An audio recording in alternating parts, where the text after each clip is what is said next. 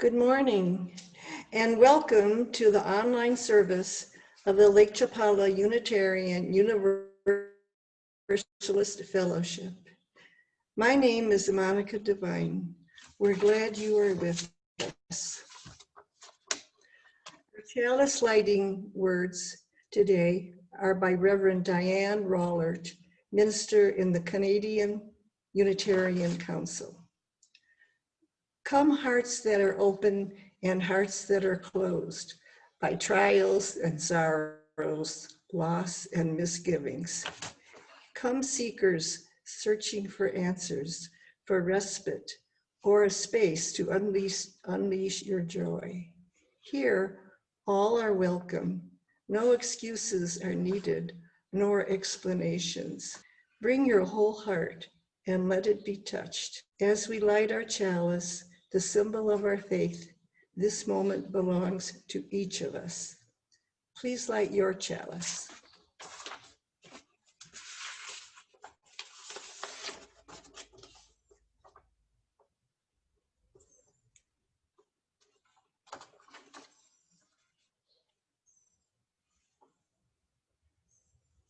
We kindle this light and celebration for the life that we share.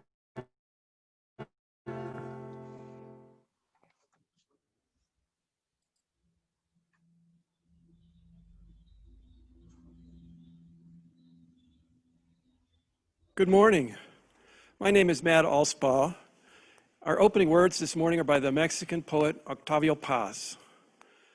Para el hablante de Nueva York, París o Londres, la muerte es palabra que jamás se pronuncia porque quema los labios.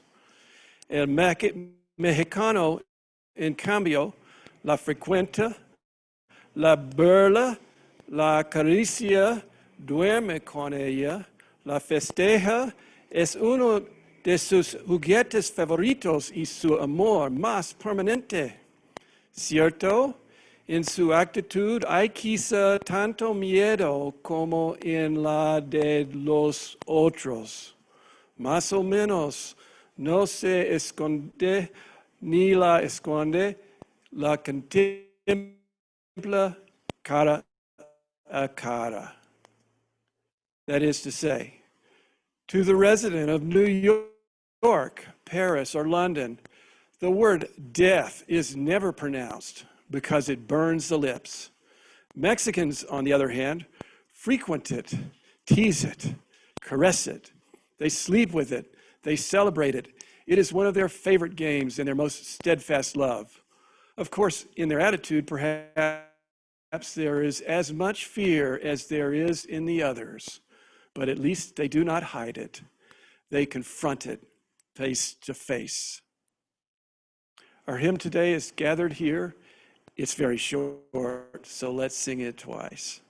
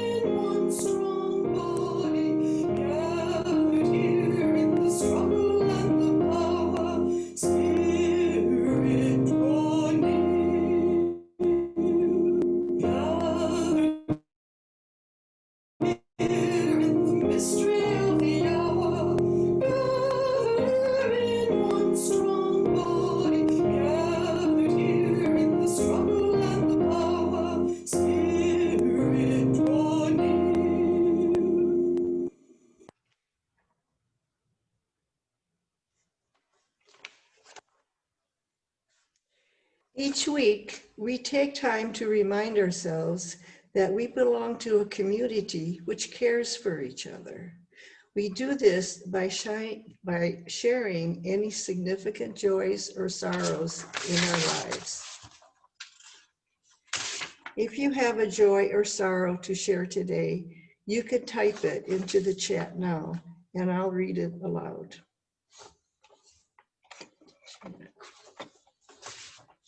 First, let us voice our sorrows or concerns. Whatever you or the world may be holding that is in need of our healing and caring thoughts. You are welcome to type sorrows and concerns in the chat box.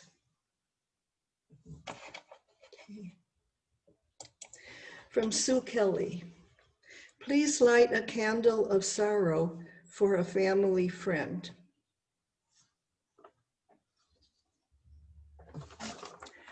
From Donna Burrows to everyone, concern for my brother, Warren, who is experiencing heart failure, ongoing concern for Karen.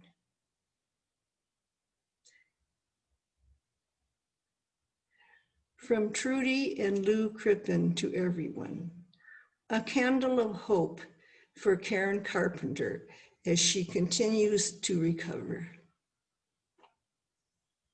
From Joni to everyone, concern for my niece Katie, who was hospitalized and receiving ECT, first time.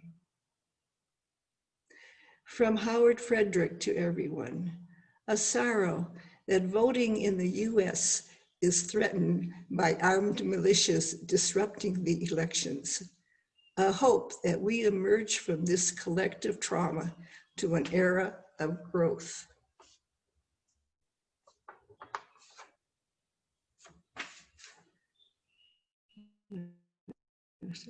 From Trudy and Lou Crippen, a candle of love and concern for Els and Adolf. All right, that's I don't see any more. Okay. Now, let us recall the joys, whatever you may be celebrating, whatever evokes a feeling of joy or peace for yourself or others. You are welcome to type joys in the chat box.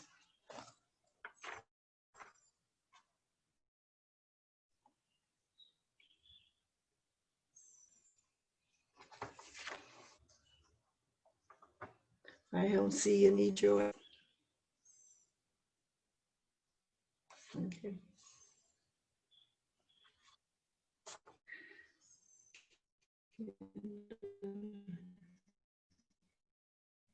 All right, care candle.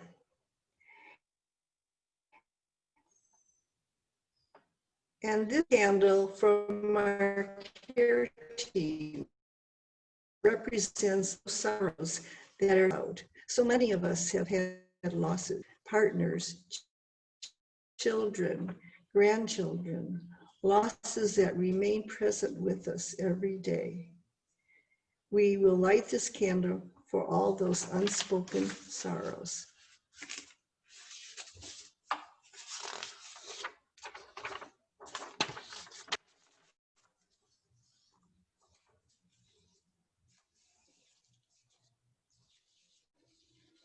Our meditation today is a movement mission by Katie Kandarian Morris, a Unitarian Universalist minister. As we begin to settle into a more inward place, to be fully present right now in this place made for head and heart together, may we begin to feel how our own bodies are not only flesh and blood, but skeleton and bones as well. No matter how old we are, no matter how we move from place to place, we humans are skeletal beings. I welcome you all into this embodied meditation. First, as we make ourselves consciously comfortable, let us feel the various parts of our bodies, beginning from the top of our head, the skull inside, feeling our cheekbones, the teeth within our mouth, the opening and closing of our jaws, and now moving down into the neck to our clavicle, scapulas, now feeling how our breathing expands and contracts our ribs. And as we can, arms go wide and big all the way down to our phalanges, out and back down. Now the legs. Consider your femur, your thigh bone. Those folks sitting may move your femur if you can, one at a time, up and down. Those of you standing, lift your skeletal leg up and down, up and down. Toes. Imagine the bones inside our toes. Wiggle them if you can. Feel the movement and the stillness of the bones of the pieces of our bodies. The calaveras, skeleton bodies of those living and dead, not so different, remind us that we too are mortal, and we are connected by the love that shines through our lives. Let our breath connect us with the loved ones gone before us.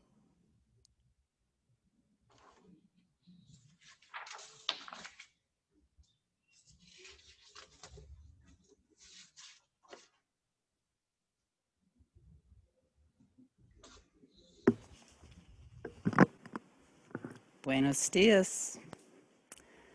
I grew up with mixed signals. The emphasis was to be a good neighbor, community involvement, volunteer, work hard, obtain goals, and be a good Catholic. Yet my mother valued creativity, and both parents always said they wanted their children to be happy. I did okay until I was 8, when my behavior didn't jive with the nuns. My parents gave from their hearts and faith when donating to church and Catholic organizations. Even when we were little, we were given to add to the basket. On the other hand, my father did everything possible to limit his tax payments to Uncle Sam. As an adult, I gave to causes in line with my values, but did not have a religious community.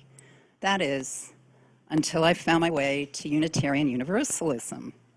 We had moved out of the city. Our daughter's birth changed my routines and access to my urban support systems, colleagues, meditation, writing groups, art community. In the suburbs, I had to find people who mirrored my values. I didn't know much about UU except for a stint at Row Camp in the Berkshires, where my hippie cousin Deirdre had asked me to be a counselor one summer. With Row in mind, I walked into the White Plains congregation and was welcomed immediately as a newcomer.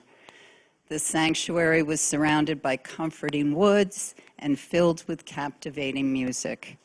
Not a hippie in sight, but I had the epiphany that so many experience when they first come to UU, a religion that I've lived without knowing it existed.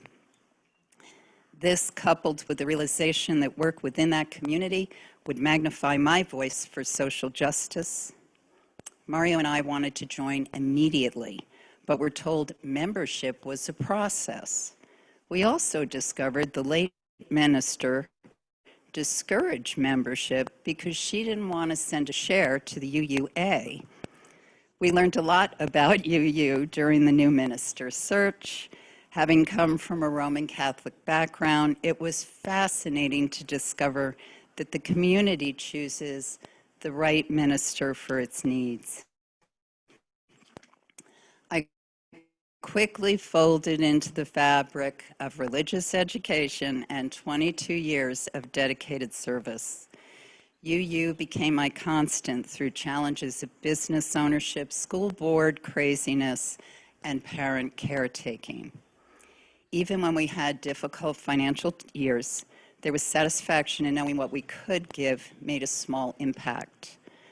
The comfort of a UU congregation took me through times when I faced the possibility of bankruptcy. My minister provided an ear and steered me to a lawyer who advised pro bono. I appreciated their discretion and support, closed my business, and eventually paid off the debt. I never dreamed I would need religious support in that way. During my stressful years of parent caretaking, I found solace in the music, the grounds, volunteer efforts, and community activities. Although my husband always worried that volunteering depleted my energy further, the opportunity to do so actually gave me an outlet of hope and to garner some satisfaction that my efforts made a difference. So when I considered moving to Mexico, I knew how important community is to me. I Googled UU and found that Lakeside had one of the few fellowships in Mexico. That concretized for me the rightness of the move. I actually had gone to my first service here, and later that day, we put the bid on our home. With the UU community, I was certain I'd meet my people. LCUUF is an extraordinarily welcoming fellowship. People here are travelers, seekers, curious, and extremely open-minded. They respect the Mexican culture and want to give to the wider local community. Mario and I pledge because we feel aligned with this place. We want to be part of a progressive religion that works towards a more socially just world. My voice can only be heard so far, but when it's magnified by many voices, it reverberates and has a greater impact in what happens in the world. I can't imagine how I would have coped with this insular time of COVID without LCUUF. The weekly services provided by a dedicated team remind me that this fellowship continues. Through the weekly women's group, I've enjoyed lively and deep conversations. Without LCUUF, the longing for my old home would have been far greater. I live in a beautiful place, but I learned a long time ago that it's relationships that enrich my life and give me the opportunity to contribute and grow. I pledge, because we are grateful to LCUUF for being here, I pledge to support present and future gatherings of like minds and hearts. I pledge because I believe that this UU fellowship makes Lakeside a better place and helps to create a better world. Yes. Our pledge thermometer shows we have received Mexican 353,400 pesos as of October 30th, towards a pledge goal of Mexican 700,000 pesos. To make your pledge for 2021-2022 fiscal year, please submit your pledge by sending an email to Lorna D. LMDAN695 at gmail.com, stating that your pledge to LCUUF is a specific annual amount in U.S. or Canadian pesos. Put your full name in the email. If you're a couple, if you're pledging together, names in the email. Muchas gracias.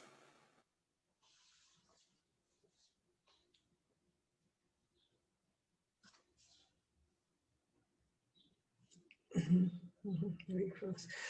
Today's reading is When Great Trees Fall by Maya Angelou. When great trees fall, rocks on distant hills shudder. Lions hunker down in tall grasses. And even elephants lumber after safety. When great trees fall in forests, small things recoil into silence, their senses eroded beyond fear.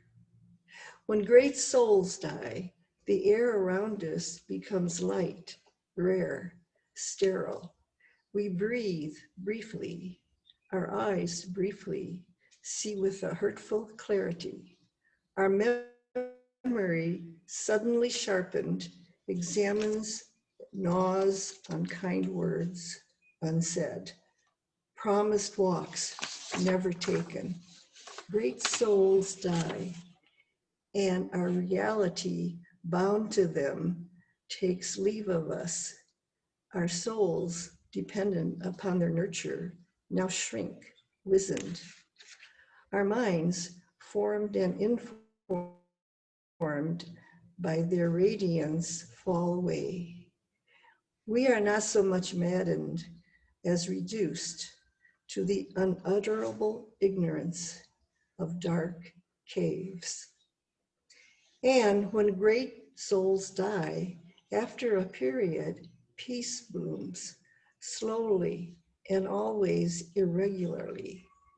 Spaces fill with a kind of soothing electric vibration. Our senses restored, never to be the same, whisper to us. They existed. We can be and be better, for they existed.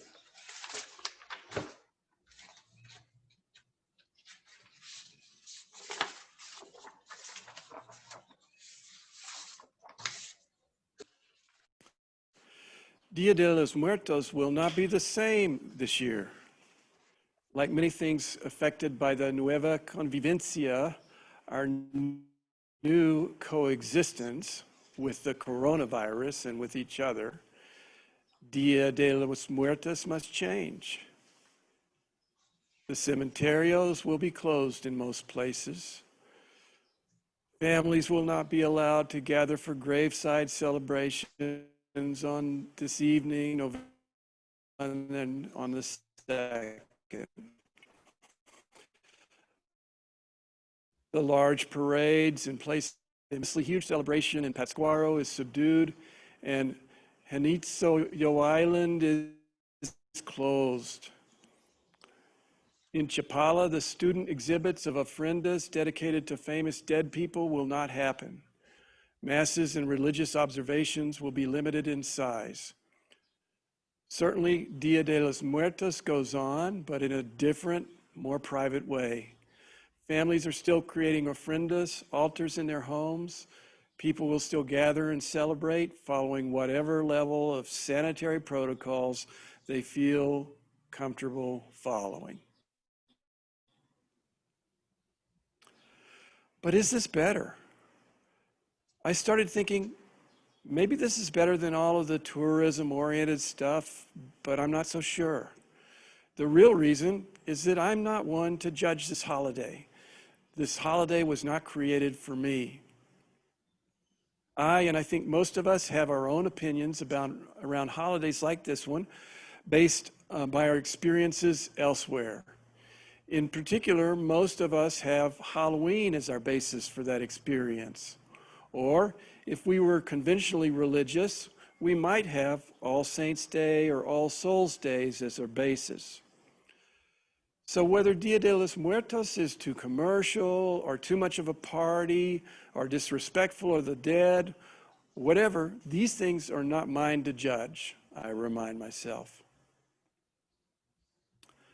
Let me offer a brief history of Dia de los Muertos. Most of us know that the holiday is based on Aztec traditions dating back 3,000 years or so, in which the dead were presumed to go on a difficult journey with many challenges, a hero's journey, if you will, before they reach their final resting place, at least for this cycle of time.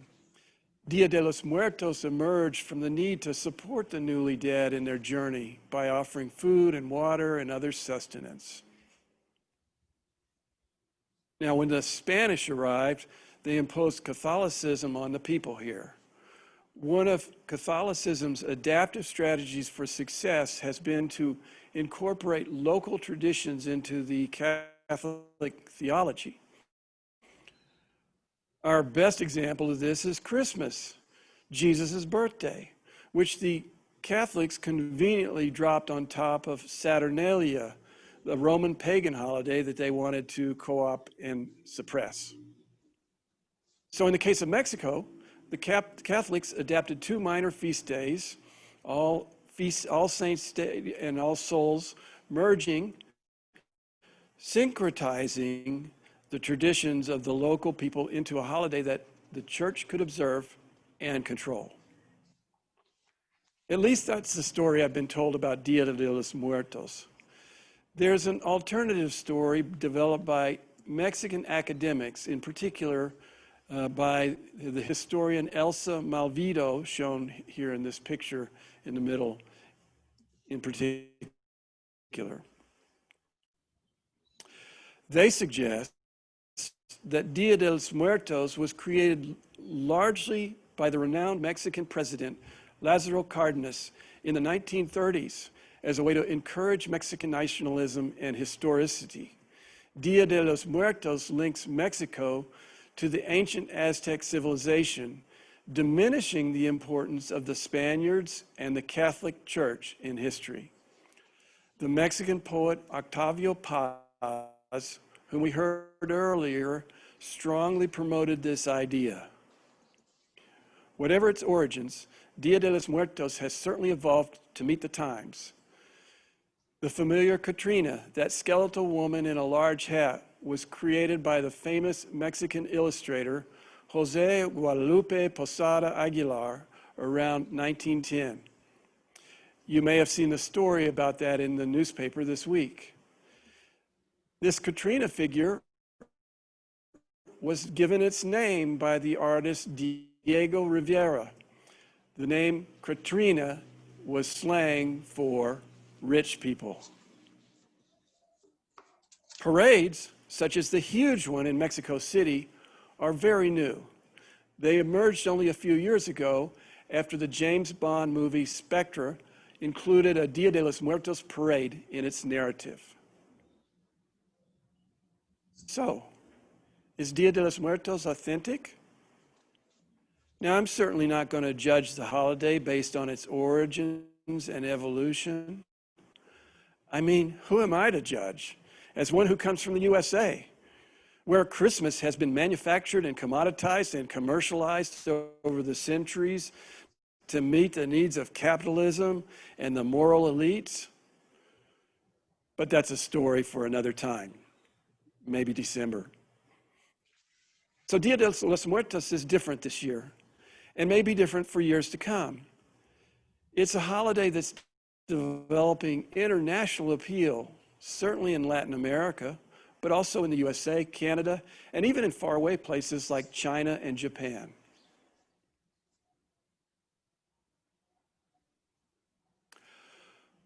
Which begs the question, who can celebrate Dia de los Muertos? Is it a holiday open to all? Is it limited to Mexican or Latino or Latina people? A UU minister of Puerto Rican descent and Mexican descent has, for the last several years, urged Unitarian Universalist congregations in the USA to discontinue celebrating Dia de los Muertos. It's a hard question for folks to sort out. Is this cultural misappropriation? Is it even possible for a congregation with no or only a few Latino or Latina people to celebrate the holiday respectfully? I remember encountering Dia de los Muertos for the first time. It was introduced by an Hispanic minister of Mexican descent, Reverend Peter Morales, to our congregation in Golden, Colorado. It became a very powerful and intimate experience. There, I remember one of the members, a woman I thought I knew well, sharing the story of the death of her daughter years back. I did not know this about her, and was glad she connected with us and with another woman who had also lost a child. The ritual was powerful for us. And yet I understand the challenge of adapting holidays and traditions to new settings. We can sometimes miss the subtle things. For example, I read about a Mexican couple who intended a UU version of Dia de los Muertos, and they commented that they found it too serious, too grave. As we know here in Mexico, Dia de los Muertos has levity, humor, even joy mixed into those other emotions. And it's easy to see why a UU congregation can easily get sideways with a celebration like Dia de los Muertos. Our theology can unconsciously get in the way.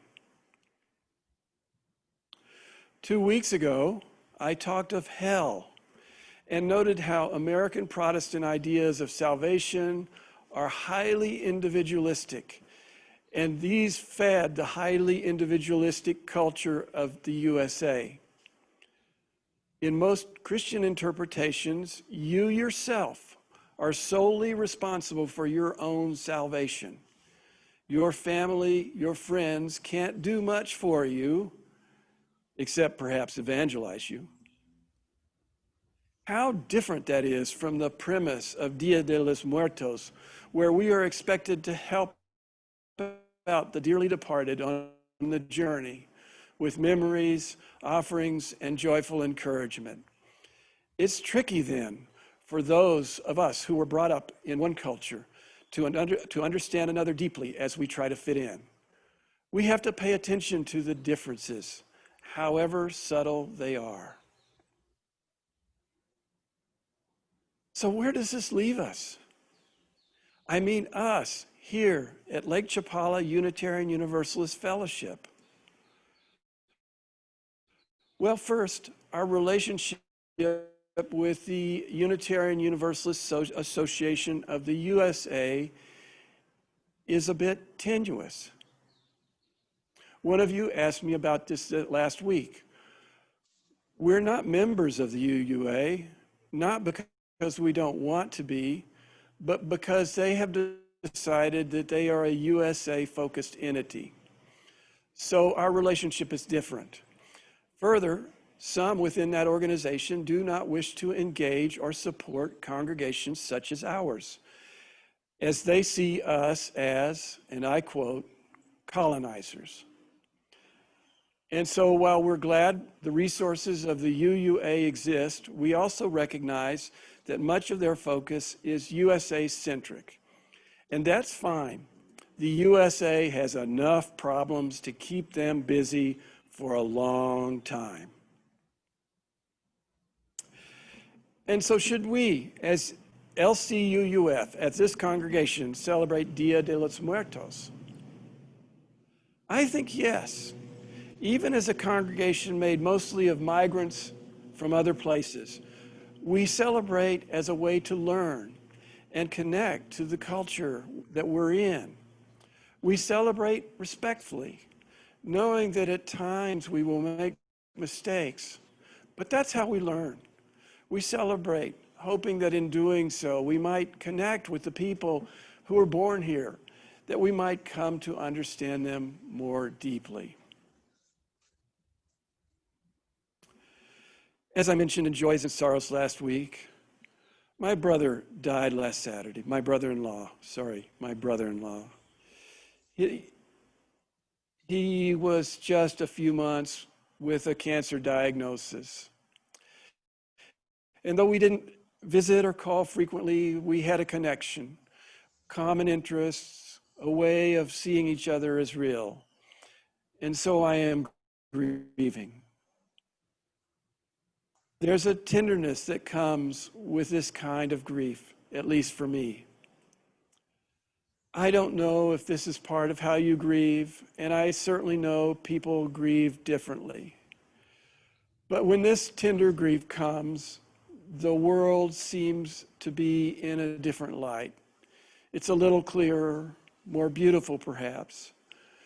We see things with a certain detachment, certainly much less concern for the day-to-day, for ordinary things that have drawn all of our attention in times before. We feel the tender presence of our now deceased friend or loved one, and we know they are still with us. In this time of grief, we have a sense of our own finitude, that our time in this realm is short. We are again reminded, and we accept that life is fragile, and it is precious, and that everyone is owed the same parcel of living that we have been fortunate to have. In this time of tenderness, the world seems somehow more alive. People seem closer, more precious than before. And so even though this tenderness is wrapped up with grief, we don't want it to fade away. We want to hang on to our connection with our departed dear one, to enjoy the positive valence these feelings offer us. This is, I think, part of what Dia de los Muertos offers us that other celebrations don't do so well. The celebration both acknowledges the pain of our losses and the joy of the connection we have with them. Dia de los Muertos is rich and colorful and complex because it tries to celebrate a rich and complex topic, one full of interacting emotions, emotions that swirl and change and are different for each of us as we each have our own histories of ancestors and friends gone before. Dia de los Muertos is different this year, just as it's different each year, as it grows and evolves and reaches out to other places and other cultures. May Dia de los Muertos work its magic on us so that we too are different this year, and that we continue to grow and change this year and each year to come. Blessed be.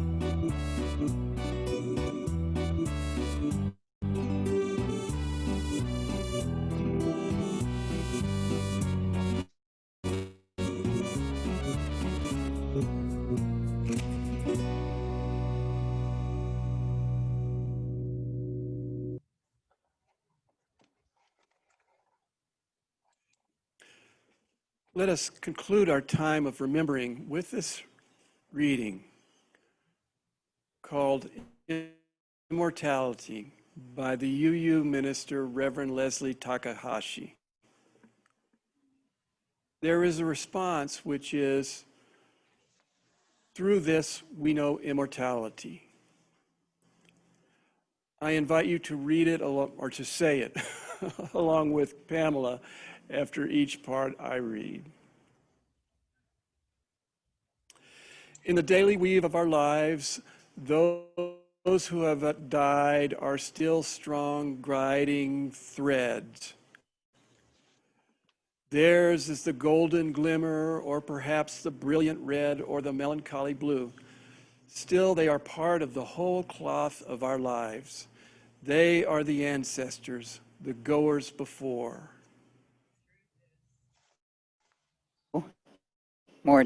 Immortality.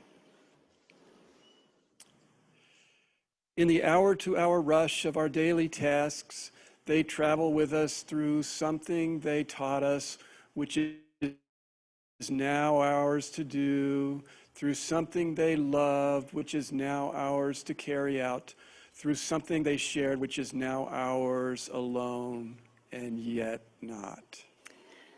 Through this, we know immortality. In the minute-to-minute grasp of where we are, we remember the joys our departed gave us, which opened us up to hope, the sorrows we knew together, which taught us strength, the life we shared, which is now ours to steward. Through this, we know immortality. In the second-to-second pulse of life, we sense the spirit of those who we have loved and lost. This presence is too shy for naming, too amorphous for full knowing, and yet it's as real as the days we shared. Through this, we know immortality. They are more than remembered. They are memory itself. For what we love lives on in the way our beloved dead accompany us through our life. Their words and wisdom our guide, their humor our relief, their restless concern for the world our charge. Through this, we know immortality.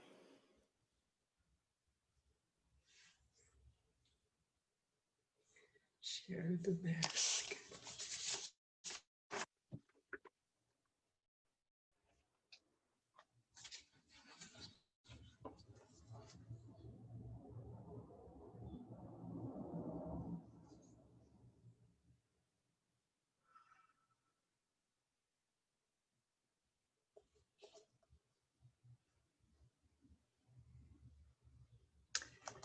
This is the time in our service when we ask that you remember that we share our gifts here through pledging and donations. We are not meeting in person now, but our connections to each other, our contributions to the community continue. Instructions for payments to the fellowship are on the slide during the announcements every week.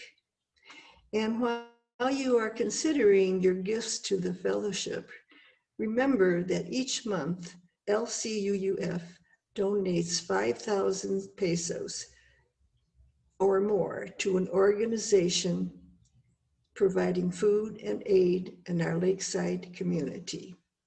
When you pay your pledge, please add something for Share the Basket, as you used to place pesos in our physical basket. You can donate in the same way that you pay your pledge, but please donate Share the Basket separately or indicate what part of your donation is for Share the Basket. Your offerings are gratefully received.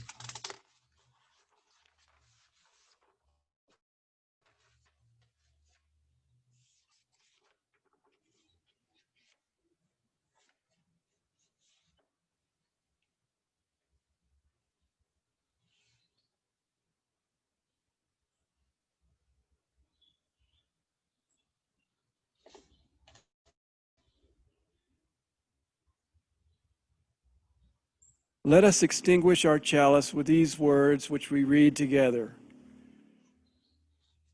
We extinguish this flame, but not the light of truth, the warmth of community, or the fire of commitment. These we keep in our hearts and share with all the world.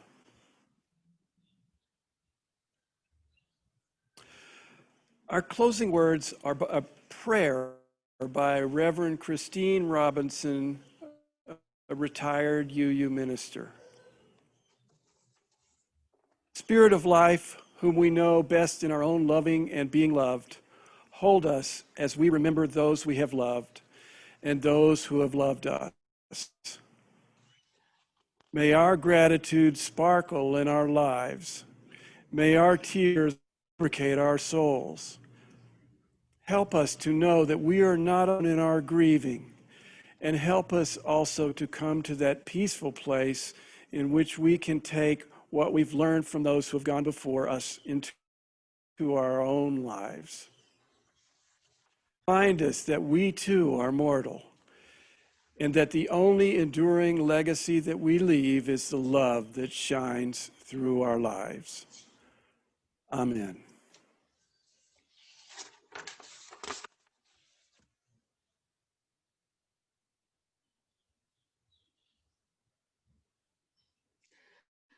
Version of the classic American folk song, La Llorona, associated with Dia de los Muertos. It is being sung by a choir in Nahuatl, a central Mexican indigenous language. The children's choir is in Alapexi in Pueblo, a small village a few hundred kilometers southeast of Mexico City.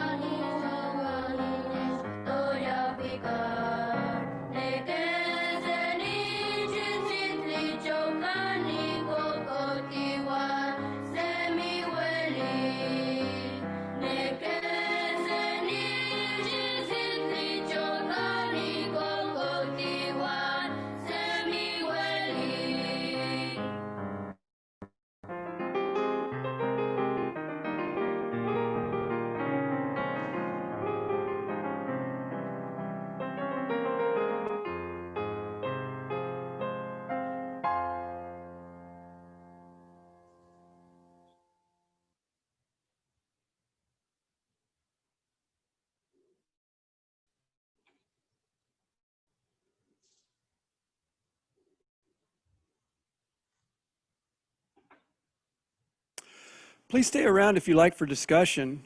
We'll start with small groups around 8, and you can turn on your cameras and unmute yourselves.